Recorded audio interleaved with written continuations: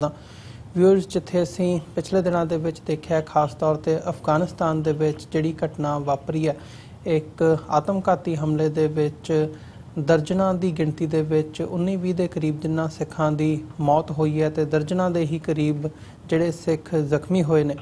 उन्हां दे लई अज सिख पंथ जिहड़ा हैगा सारे सिख पंथ दे विच दुनिया दे विच जिथे भी सिख बैठा है उहदे मन दे विच रोस भी है तो उन्हां दे लई उन्हां दी आत्मा दे लई अरदास भी कर रहा है। जिथे असीं देखते हैं इसे घटना नूं मुख रखदिआं होइआं दरबार साहब दे विच अमृतसर दे विच अखंड पाठ साहब दे जिहड़े भोग ने वो भी पाए जाणगे। अखंड पाठ साहब की शुरुआत की गई है। इस दे नाल ही रिलेटिड समागम इत्थे न्यूयॉर्क दे विच हिक्सविल गुरुद्वारा साहब दे विच गुरु नानक दरबार दे विच जिहड़ा कल नूं आउंदी कल नूं शाम नूं 5 वजे तो लैके 7 वजे तक समागम होण जा रहे ने अरदास समागम। सो इसे इशू नूं मुख रखदिआं होइआं असीं अज इस बारे गलबात करांगे कि ये जिहड़ी घटना वापरी है इनू एनालाइज करन दी कोशिश करांगे। इहदे जिहड़े डिफरेंट आसपैक्ट्स हैगे ने उहदे ते विचार चर्चा करांगे। सारी गलबात दे लई अज साडे नाल वंगार मैगजीन के मुख संपादक सरदार बलजीत सिंह खालसा साडे नाल पंजाब तो फोन लाइन ते जुड़ चुके हैं। आओ उन्हां नाल मिल के अज की विचार चर्चा की शुरुआत करते हैं। हाँ जी बलजीत सिंह जी तुहाडा स्वागत है जी। वाहिगुरू जी का खालसा वाहिगुरू जी की फतेह। हाँ जी भाई साहब जी वाहिगुरू जी का खालसा वाहिगुरू जी की फतेह। बलजीत सिंह जी सारिਆਂ ਤੋਂ ਪਹਿਲਾਂ ਤਾਂ ਜਿਹੜੀ ਇਹ ਅਫਗਾਨਿਸਤਾਨ ਦੇ ਵਿੱਚ ਘਟਨਾ ਵਾਪਰੀ ਹੈ ਜਿਵੇਂ ਮੈਂ ਜ਼ਿਕਰ ਕੀਤਾ ਵੀ ਸਾਰਾ ਸਿੱਖ ਪੰਥ ਇਸ ਵਕਤ ਉਸ ਦਰਦ ਨੂੰ ਉਸ ਪੀੜ ਨੂੰ ਮਹਿਸੂਸ ਕਰ ਰਿਹਾ ਹੈ। ਸੋ ਤੁਸੀਂ ਇੱਕ ਐਕਟਿਵਿਸਟ ਹੋਣ ਦੇ ਨਾਤੇ ਤੇ ਖਾਸ ਤੌਰ ਤੇ ਮੀਡੀਆ ਦੇ ਵਿੱਚ ਮੀਡੀਆ ਦੇ ਨਾਲ ਰਿਲੇਟਡ ਹੋਣ ਦੇ ਨਾਤੇ ਕਿਵੇਂ ਮਹਿਸੂਸ ਕਰਦੇ ਹੋ ਜਾਂ ਕਿਵੇਂ ਐਨਾਲਾਈਜ਼ ਕਰਦੇ ਹੋ ਇਸ ਸਾਰੀ ਸਥਿਤੀ ਨੂੰ ਸਿੱਖ ਪੰਥ ਦੀ ਪੀੜ ਨੂੰ ਤੇ ਓਵਰਆਲ ਜਿਹੜੀ ਇਹ ਘਟਨਾ ਵਾਪਰੀ ਹੈ ਇਹਦੇ ਬਾਰੇ ਕੀ ਕਹਿਣਾ ਚਾਹੋਗੇ? हाँ जी ये बड़ी वड्डी एक घट गिणती कौम जिहड़ी कि अपने ही देश दे विच नस्लकुशी का एक शिकार हो रही हो लगातार कई तरीकों नाल उहनूं मारिया जा रहा हो ते उहदे नाल किसी होर देश दे विच इदां दी घटना वापरनी जिहदे विच उस देश दे विच जिहड़ी सिखां दी उपर रही लीडरशिप जिहड़ी है जी वो एकदम ही खत्म हो जाए ये बड़ी एक सदमे वाली गल है। ते कई जिहड़े ने असल में असीं देख रहे हैं सोशल मीडिया के उत्ते जिहड़े इहदे व्यू आ रहे हैं किस तरीके दे नाल छत्ती सिंहपुरा की घटना जिहड़ी है सन 2000 मार्च 2000 दे विच हुई जी उहदे नाल जिवें सिखां वल्लों सिख चिंतकां वल्लों पत्रकारां वल्लों इहनूं जोड़िया जा रहा ते बिल्कुल जिवें उस वेले बिल क्लिंटन ਦਾ ਦੌਰਾ ਸੀ ਭਾਰਤ ਦੇ ਵਿੱਚ ਜਦੋਂ ਛੱਤੀ ਸਿੰਘਪੁਰਾ ਦੀ ਘਟਨਾ ਵਾਪਰੀ ਜੀ ਇਸੇ ਹੀ ਤਰੀਕੇ ਦੇ ਨਾਲ ਇੱਕ ਸ਼ਖਸੀਅਤ ਜਿਹੜੀ ਆ ਉਹਦਾ ਅਫਗਾਨਿਸਤਾਨ ਦਾ ਦੌਰਾ ਕਰ ਰਹੀ ਸੀ ਜਿਸ ਵੇਲੇ ਇਹ ਘਟਨਾ ਵਾਪਰੀ ਆ ਤੇ ਹਾਲਾਂਕਿ ਅਸੀਂ ਇਹ ਨਹੀਂ ਕਹਿ ਸਕਦੇ ਜਦੋਂ ਤੱਕ ਬਿਲਕੁਲ ਸੱਚਾਈ ਸਾਹਮਣੇ ਨਹੀਂ ਆਉਂਦੀ ਤਾਂ ਸਾਹਮਣੇ ਨਹੀਂ ਆਉਂਦੀ ਅਸੀਂ ਕਿਸੇ ਤੇ ਇਲਜ਼ਾਮ ਨਹੀਂ ਲਾ ਸਕਦੇ ਜੀ। ਪਰ ਇੱਕ ਗੱਲ ਜਿਹੜੀ ਬੜੀ ਹੈਰਾਨੀ ਵਾਲੀ ਆ ਕਿ ਵਿਸ਼ਵ ਭਰ ਦੇ ਵਿੱਚ ਜਦੋਂ ਕੈਨੇਡਾ ਦੇ ਵਿੱਚ सरदार हरजीत सिंह सज्जन रखिया मंत्री बने उत्थे सरदार जगमीत सिंह ने जिहड़े अगले प्रधानमंत्री विचों भी उभर के सामने आ रहे हैं कदे भी भारती मीडिया ने इन्ना ज्यादा उन्हां नूं नहीं उभारिया जी। पर पिछले समय तो हैरानीजनक ढंग दे नाल जिहड़ा कि अफगानिस्तान दे विच सरदार अवतार सिंह खालसा की लीडरशिप जिहड़ी है जदों उन्हां नूं हिंदू सिखां लई राखवीं जिहड़ी एक सीट उहदे लई जिहड़ा वा चुने जाण दा जिहड़ा पक्का ये हो गया सी कन्फर्म हो गया सी ते बड़े हैरानीजनक तरीके दे नाल भारतीय मीडिया वालों इस जिहड़ी गल नूं उभारिया जा रहा सी ते इस करके जिहड़ी आ जो भी आ ये सच्चाई सामने आउणी चाहिदी है। जिन्नियां भी धिरां ने बेशक वो अफगान की सरकार होवे जां उत्थों दीयां दूजियां धिरां जिहड़ियां ने इन्हां सारियां दे नाल इन्हां तक पहुंच करके जिहड़ी है सच्चाई किसी तरीके सामने लिआंदी जानी चाहिदी है जी। बलजीत सिंह जी इसे दे नाल जिवें तुसीं इहनूं छत्ती ਸਿੰਘਪੁਰਾ ਦੀ ਜਿਹੜੀ ਘਟਨਾ हैगी है ਉਹਦੇ ਨਾਲ जोड़ के देखिਆ ਤੁਹਾਨੂੰ लगता भी ਇਹਦੇ बिहाइंड ਜਿਹੜੀ कॉन्स्पिरेसी हैगी है कोई उस हिसाब ਦੀ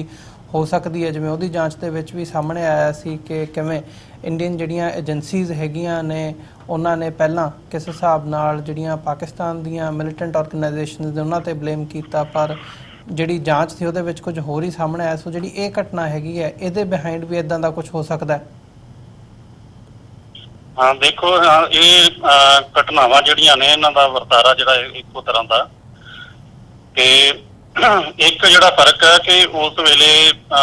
ਜਿਨ੍ਹਾਂ ਧਿਰਾਂ ਦੇ ਉੱਤੇ ਇਲਜ਼ਾਮ ਲਾਇਆ ਗਿਆ ਸੀਗਾ ਭਾਰਤੀ ਸਟੇਟ ਵੱਲੋਂ ਜਾਂ ਮੀਡੀਆ ਵੱਲੋਂ ਜਾਂ ਏਜੰਸੀਆਂ ਵੱਲੋਂ, ਤੇ ਉਹਨਾਂ ਨੇ ਇਹਦਾ ਖੰਡਨ ਕੀਤਾ ਸੀ ਜੀ। ਤੇ ਮੇਰੇ ਖਿਆਲ ਨਾਲ ਅਜੇ ਤੱਕ ਜਿਹੜਾ ਕਿ ਅਫਗਾਨਿਸਤਾਨ ਦੇ ਵਿੱਚ ਕਿਸੇ ਧਿਰ ਵੱਲੋਂ ਜਿਹੜਾ ਇਸ ਤਰੀਕੇ ਦਾ ਖੰਡਨ ਨਹੀਂ ਕੀਤਾ ਗਿਆ। ਤੇ ਇਸ ਕਰਕੇ ਜਦੋਂ ਤੱਕ ਅਸੀਂ ਤੇ ਇਹ ਚਾਹੁੰਦੇ ਹਾਂ ਕਿ ਸੱਚਾਈ ਜਿਹੜੀ ਆ ਇਹਨੂੰ ਸਾਹਮਣੇ ਲਿਆਂਦਾ ਜਾਣਾ ਚਾਹੀਦਾ। ਤੇ ਕਈ ਤਾਕਤਾਂ ਜਿਹੜੀਆਂ ਏਦਾਂ ਦੀਆਂ ਨੇ ਜਿਹੜੀਆਂ ਖੁਦ ਨਾ ਕਰਕੇ ਕਿਸੇ ਨੂੰ ਉਕਸਾ ਕੇ ਵੀ ਜਿਹੜਾ ਗਲਤ ਤਰੀਕੇ ਨਾਲ ਗੁੰਮਰਾਹ ਕਰਕੇ ਵੀ ਕੁਝ ਕਰਵਾ ਸਕਦੀਆਂ ਨੇ। ਇਸ ਕਰਕੇ ਜਿਹੜੀ ਆ ਬਹੁਤ ਬਰੀਕੀ ਦੇ ਨਾਲ ਜਿਹੜੀ ਆ ਕਿ ਇਸ ਤਰ੍ਹਾਂ ਦੀ ਘਟਨਾ ਦੀ ਜਿਹੜੀ ਜਾਂਚ ਪੜਤਾਲ ਹੋਣੀ ਚਾਹੀਦੀ ਹੈ। ਜੀ ਬਲਜੀਤ ਸਿੰਘ ਜੀ, ਇਸੇ ਦੇ ਨਾਲ ਅਖੀਰ ਦੇ ਵਿੱਚ ਜੇ ਇਸ ਇਸ਼ੂ ਬਾਰੇ ਗੱਲ ਕਰਨੀ ਹੋਵੇ ਤਾਂ ਜਿਹੜੇ ਅਫਗਾਨਿਸਤਾਨ ਦੇ ਵਿੱਚ ਸਿੱਖ ਵਸਦੇ ਆ ਉਹਨਾਂ ਦੀ ਆਬਾਦੀ ਬਹੁਤੀ ਨਹੀਂ ਹੈਗੀ, ਪਰ ਜਿਸ ਰੈਜ਼ੀਲੀਅੰਸ ਦੇ ਨਾਲ ਜਾਂ ਅਕੀਦੇ ਦੇ ਨਾਲ ਉਹਨਾਂ ਨੇ ਉੱਥੇ ਉਹ ਵਸੇ ਹੋਏ ਆ। ਅਸੀਂ ਪਿਛਲਾ ਸਾਰਾ ਸਮਾਂ ਦੇਖੀਏ, ਭਾਵੇਂ ਉਹ ਸਿਵਲ ਵਾਰ ਦਾ ਟਾਈਮ ਪੀਰੀਅਡ ਹੋਵੇ ਜਾਂ ਜਦੋਂ ਸੋਵੀਅਤ ਯੂਨੀਅਨ ਉੱਥੇ ਅਫਗਾਨਿਸਤਾਨ ਦੇ ਵਿੱਚ ਮੌਜੂਦ ਸੀ, ਜਾਂ ਪਿਛਲੇ ਸਾਰੇ ਸਮੇਂ ਦੇ ਵਿੱਚ ਉਹ ਉੱਥੇ ਡਟੇ ਰਹੇ ਆ, ਉੱਥੋਂ ਹਿੱਲੇ ਨਹੀਂ ਹੈਗੇ। ਤੇ ਅੱਜ ਵੀ ਜਦੋਂ ਅਸੀਂ ਦੇਖਦੇ ਹਾਂ, ਈਵਨ ਅਵਤਾਰ ਸਿੰਘ ਜਿਨ੍ਹਾਂ ਦਾ ਤੁਸੀਂ ਜ਼ਿਕਰ ਕੀਤਾ, ਉਹਨਾਂ ਦਾ ਪਰਿਵਾਰ ਇੱਕ ਬੰਬ ਬਲਾਸਟ ਦੇ ਵਿੱਚ ਸ਼ਹੀਦ ਹੋਇਆ, ਰਾਕਟ ਡਿੱਗਿਆ ਉਹਨਾਂ ਦੇ ਘਰ ਦੇ ਉੱਪਰ, ਪਰ ਫਿਰ ਵੀ ਉਹਨਾਂ ਦਾ ਕਹਿਣਾ ਸੀ ਵੀ ਨਹੀਂ, ਅਸੀਂ ਅਫਗਾਨ ਹੈਗੇ ਹਾਂ ਤੇ ਅਸੀਂ ਅਫਗਾਨਿਸਤਾਨ ਛੱਡਣਾ ਨਹੀਂ ਹੈਗਾ। ਸੋ ਜਿਹੜਾ ਉਹਨਾਂ ਦਾ ਇਹ ਦ੍ਰਿੜ ਇਰਾਦਾ ਹੈਗਾ, ਉਹਦੇ ਬਾਰੇ ਤੁਸੀਂ ਕੀ ਕਹਿਣਾ ਚਾਹੋਗੇ? ਕੀ ਸਮਝਦੇ ਹੋ ਕਿ ਸਿੱਖ ਦੁਨੀਆ ਦੇ ਵਿੱਚ ਜਿੱਥੇ ਵੀ ਬੈਠਾ ਹੈ, ਉਹਨਾਂ ਦੀ ਪੀੜ ਨੂੰ ਮਹਿਸੂਸ ਕਰ ਰਿਹਾ ਹੈ, ਉਹਨਾਂ ਦਾ ਜਿਹੜਾ ਇਹ ਇੱਕ ਸਟੈਂਡ ਹੈ ਉਹਨਾਂ ਲਈ ਕੀ ਦੱਸਦਾ? ਹਾਂ ਦੇਖੋ, ਆਪਣੀ ਜੰਮਣ ਭੋਏ ਜਿਹੜੀ ਆ ਉਹਦੇ ਨਾਲ ਸਾਂਝ ਹਰੇਕ ਦੀ ਹੁੰਦੀ ਆ। ਤੇ ਇਹ ਇੱਕ ਸਿੱਖ ਪਰਿਵਾਰ ਦੇ ਵਿੱਚ ਪੈਦਾ ਹੋਏ ਜਿਹੜੇ ਨੇ ਇਸ ਤਰ੍ਹਾਂ ਦੇ ਸ਼ਖਸੀਅਤਾਂ, ਤੇ ਉਹਨਾਂ ਦਾ ਆਪਣੀ ਜੰਮਣ ਭੋਏ ਦੇ ਨਾਲ ਜਿਹੜਾ ਵਫਾਦਾਰੀ ਨਿਭਾਉਣੀ ਤੇ ਉਹ ਸਨੇਹ ਜ਼ਾਹਰ ਕਰਨਾ। ਅਸੀਂ ਇੱਕ ਮਿਸਾਲ ਦੇਖਦੇ ਹਾਂ ਪੰਜਾਬ ਦੇ ਵਿੱਚ, ਪੰਜਾਬੀ ਹਿੰਦੂ ਵਰਗ ਜਿਹੜਾ ਜੀ, ਕਿ ਉਹ ਪੰਜਾਬ ਦੇ ਵਿੱਚ ਰਹਿ ਕੇ ਪੰਜਾਬੀ ਬੋਲੀ ਨੂੰ ਨਫ਼ਰਤ ਕਰਦਾ, ਪੰਜਾਬੀ ਸੱਭਿਆਚਾਰ ਜਿਹੜਾ ਉਹਦੇ ਨਾਲ ਉਹਦੀ ਬਜਾਏ ਜਿਹੜਾ ਕਿ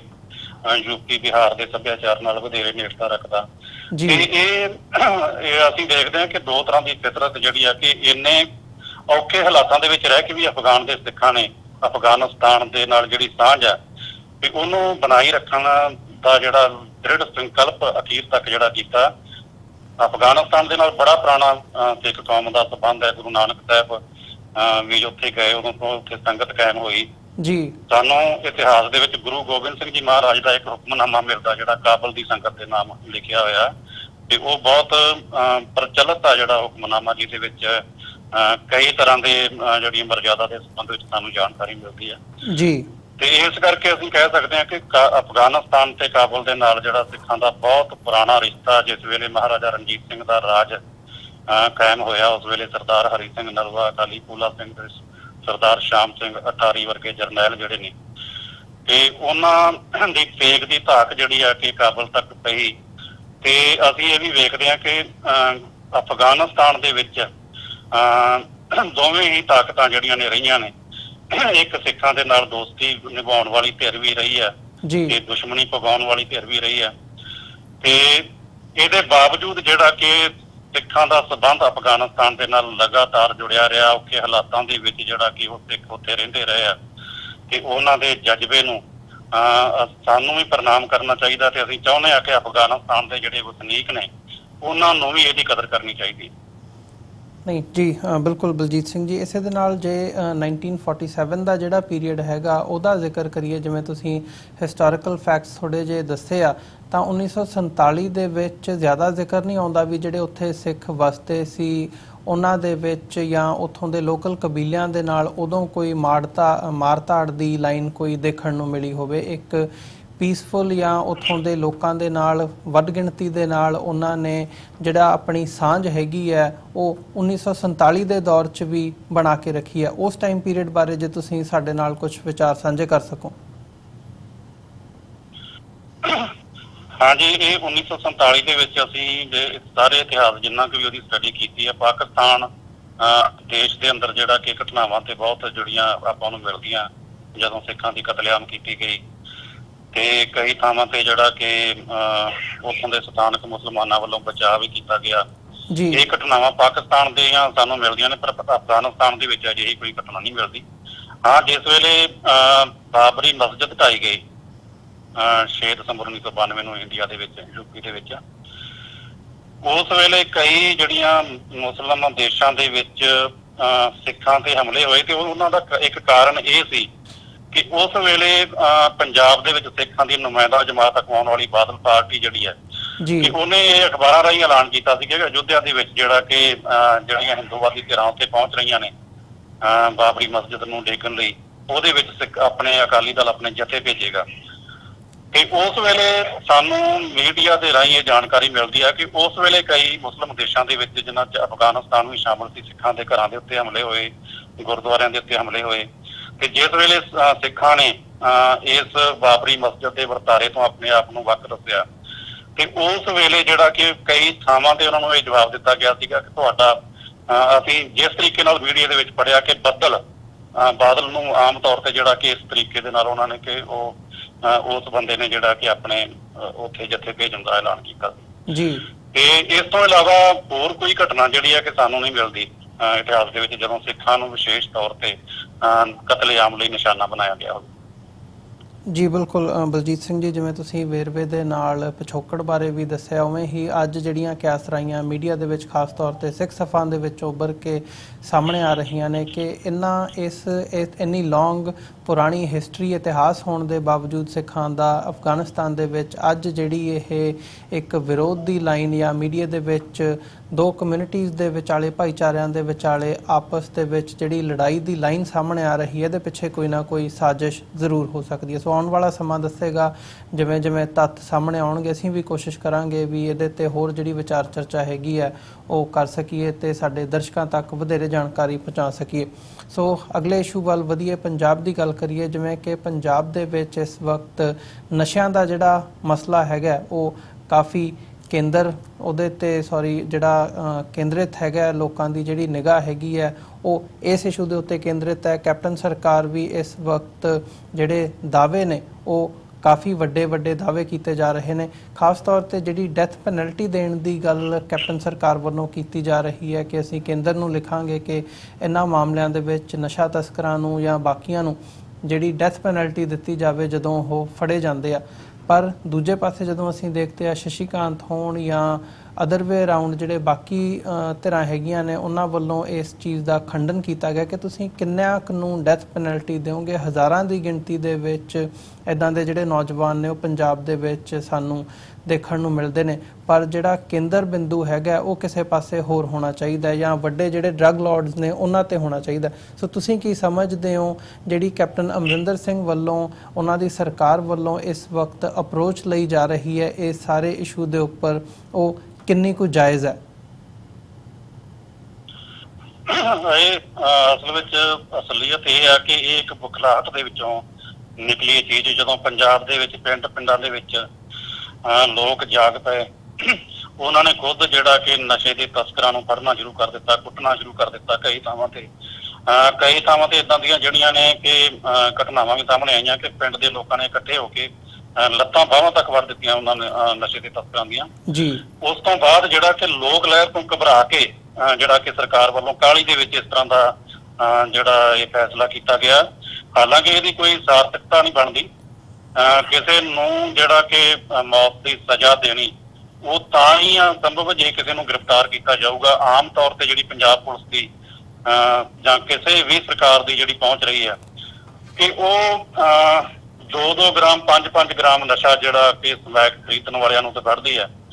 ਪਰ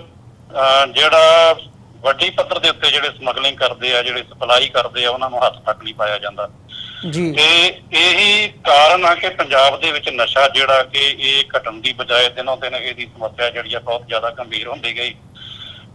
ਤੇ ਹੁਣ ਤੱਕ ਇਹ ਇੱਕ ਮਹਾਂਮਾਰੀ ਦਾ ਰੂਪ ਜਿਹੜਾ ਧਾਰਨ ਕਰ ਚੁੱਕੀ ਹੈ, ਜਿਹਦੇ ਨਾਲ ਪੰਜਾਬ ਦੇ ਲੋਕਾਂ ਨੂੰ ਅਖੀਰ ਮਜਬੂਰੀ ਦੇ ਵਿੱਚ ਆਪਣੇ ਹੱਥ ਦੇ ਵਿੱਚ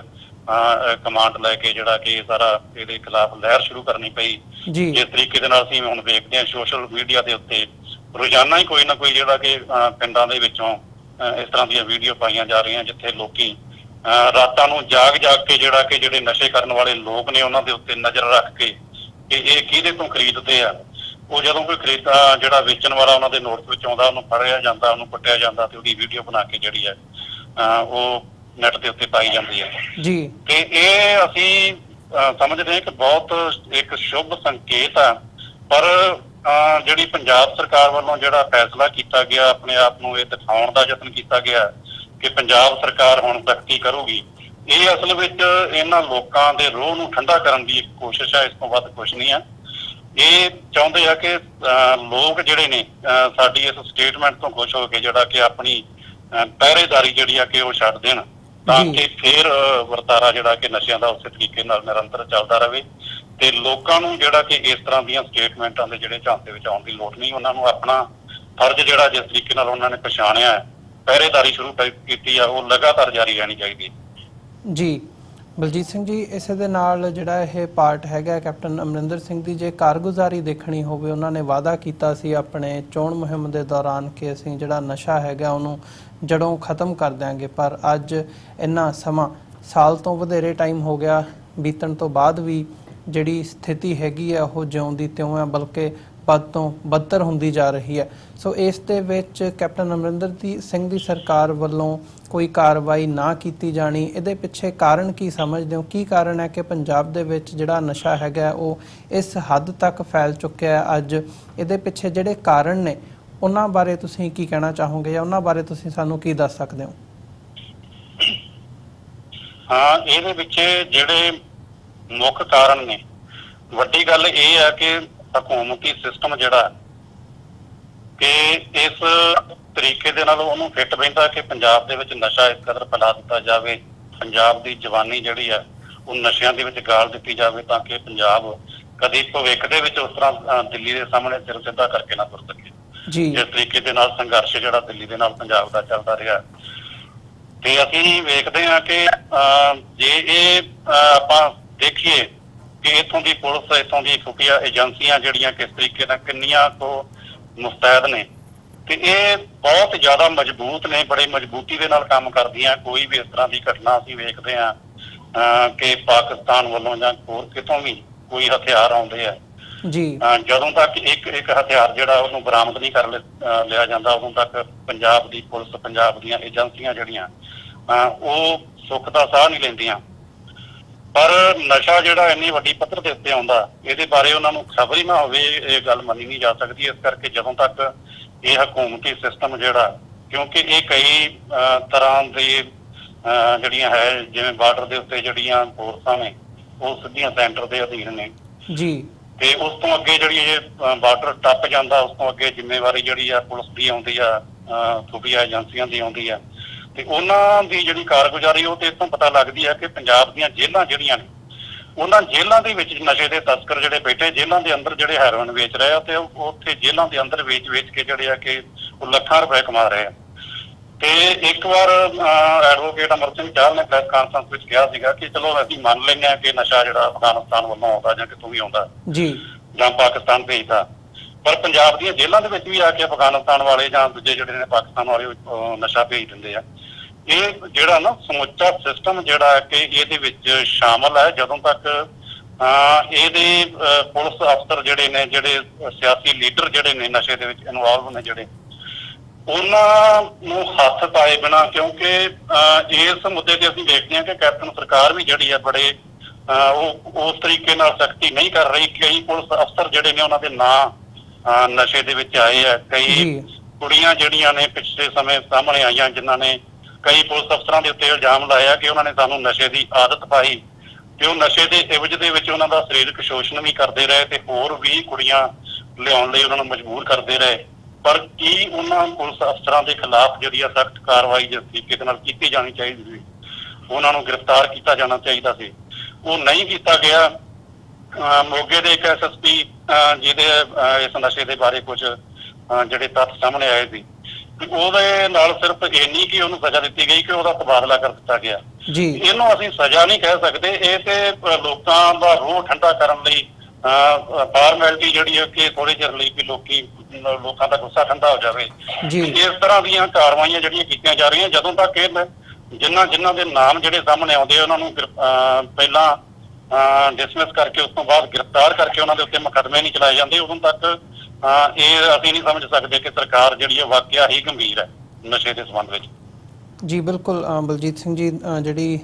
ਹਾਲ ਦਾ ਵਰਤਾਰਾ ਹੈਗਾ ਉਹ ਇਹੀ ਦਰਸਾਉਂਦਾ ਵੀ ਜਿਹੜੀ ਸਰਕਾਰ ਹੈ ਉਹ ਇਸ ਵਕਤ ਗੰਭੀਰ ਨਹੀਂ ਹੈਗੀ, ਪਰ ਲੋਕਾਂ ਦੇ ਵਿੱਚ ਜਿਸ ਹਿਸਾਬ ਦਾ ਇਹ ਵਿਸ਼ਾ ਹੈਗਾ, ਜਿੱਦਾਂ ਦੀ ਗੰਭੀਰ ਸਥਿਤੀ ਇਸ ਵਕਤ ਪੰਜਾਬ ਦੇ ਵਿੱਚ ਬਣੀ ਹੋਈ ਹੈ, ਲੋਕ ਪੰਜਾਬ ਦੇ ਲੋਕ ਜਾਂ ਈਵਨ ਬਾਹਰ ਬੈਠੇ ਵੀ ਉਹ ਜ਼ਰੂਰ ਇਸ ਸਥਿਤੀ ਤੋਂ ਚਿੰਤਤ ਨੇ। ਸੋ ਆਮ ਜਿਹੜੇ ਲੋਕ ਨੇ ਉਹ ਕੀ ਕਰ ਸਕਦੇ ਨੇ, ਕਿਵੇਂ ਇਸ ਸਥਿਤੀ ਨੂੰ ਠੱਲਣ ਦੇ ਵਿੱਚ ਯੋਗਦਾਨ ਪਾ ਸਕਦੇ ਨੇ, ਕੀ ਸਮਝਦੇ ਹੋ ਕਿ ਇੰਡੀਵਿਜੂਅਲੀ ਕੀ ਕੀਤਾ ਜਾ ਸਕਦਾ ਹੈ?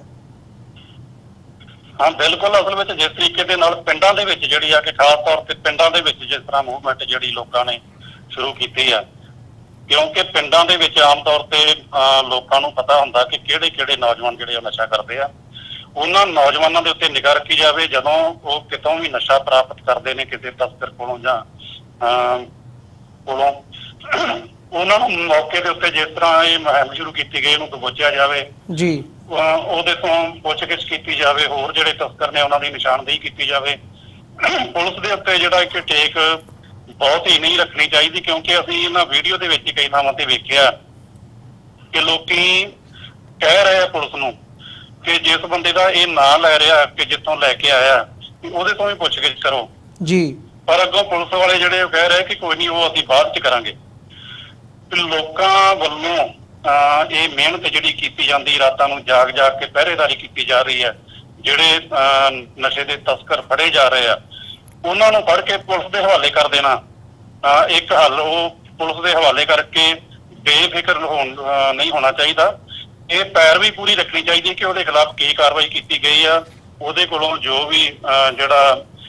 ਪੁੱਛਗਿੱਛ ਕੀਤੀ ਗਈ ਉਹਦੇ ਵਿੱਚ ਹੋਰ ਕਿੰਨਾ ਲੋਕਾਂ ਦੇ ਨਾਂ ਸਾਹਮਣੇ ਆਏ ਆ, ਇਹ ਜਾਣਕਾਰੀ ਜਿਹੜੀ ਆ ਲੋਕਾਂ ਨੂੰ ਮੰਗਣੀ ਚਾਹੀਦੀ ਆ ਉਹਨਾਂ ਪੁਲਿਸ ਅਫਸਰਾਂ ਦੇ ਕੋਲੋਂ ਜੀ। ਤੇ